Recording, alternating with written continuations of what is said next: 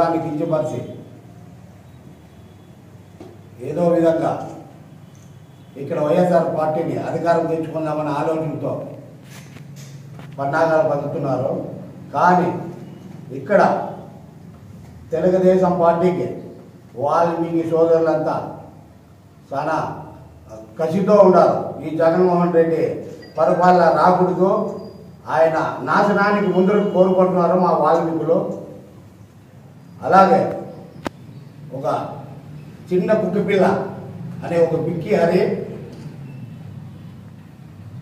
మా నాయకుడు అంటే మా కులదైవం అయినటువంటి కాళ శ్రీనివాసుని అనే ఆయనకి శక్తి లేదు. ఆయన ఏదో ఆడ కటికంగతో కోడి మీద ఈగలు పిక్కుంటుండేవాడు. మరి అట్లాంటి వాడు ఇప్పుడు అంత స్థాయిని మాట్లాడుతున్నాడు.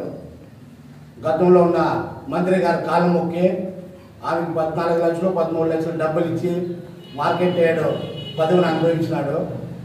కానీ జగన్మోహన్ రెడ్డి ఊరికే ఇచ్చినాడని చెప్పుకుంటున్నాడు. అది తప్పు. ఏమి ఇట్లాంటి వాళ్ళ మా వాల్మీకి పెద్దలు మాట్లాడే శక్తివంతులా వీళ్ళు? ఇది కాదు కదా మాట్లాడితే. అందరూ వాల్మీకులంతా ఐకమత్యంగా ఉండాలా? సంతోషమే లేదంలే, అది మీ మంచి కోసమే చెప్పిండేది. రేపొద్దు నీ పరిస్థితి కానీ అదే కావచ్చు, తలారి శక్తి పరిస్థితి అదే కావచ్చు.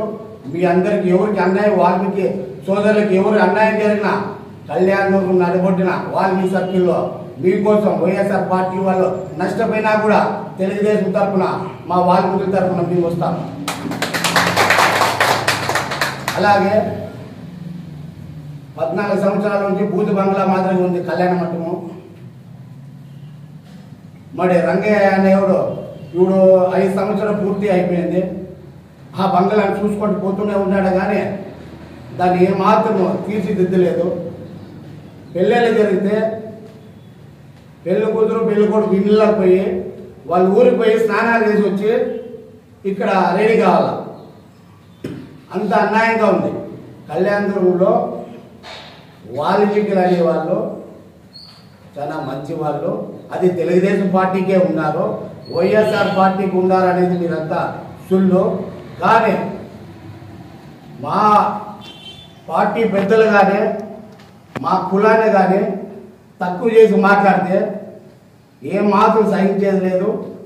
కుక్కు కాదు కదా, కుక్కుతో పోల్చుకునేది కూడా కాదు. ఎందుకంటే అది విశ్వాసమైనది, చాలా విశ్వాసమైనది.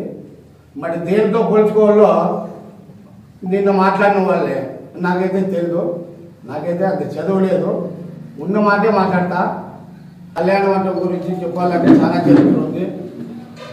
కుల పెద్దలు అందరూ కలిసి 14 మంది, జయరాం పూజారి, గోవిందప్ప, మార్కెట్ రామన్న, నేను, వాళ్ళు అందరిలో నేను ఒక చిన్న పిల్ల ఉంటే ఆవిడ రఘువీర్ రెడ్డి గారు వచ్చినప్పుడు అందరూ కమిటీగా ఉండామన్న ఆలోచనతో వాల్మీకులకి ఇచ్చిన జాగా అది.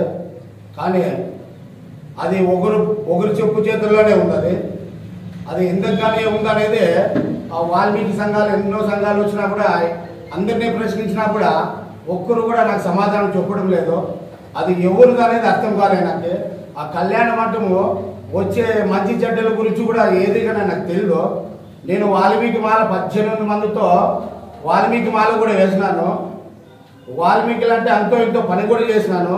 అర్ధరేతర కాడ ఎవరైనా వచ్చినారంటే వాల్మీకి సర్కిల్లో అచ్చోలు తిప్పేసాము వాల్మీకి అంటే తిప్పేసామే వాల్మీకి అని ఎంతోమంది నా గురించి చెప్తారు. కానీ ఆ కళ్యాణ మంటపం గురించి అది ఎట్లుంది ఏం కథ అనేది ఆ ఎంపీ గారు కూడా అడుగుతున్నాను.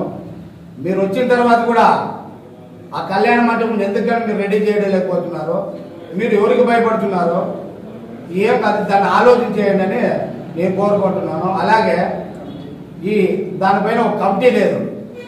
అంత పెద్ద స్థలానికి 4 కోట్ల ఆస్తి, అది దానికి ఒక కమిటీ కూడా లేదు.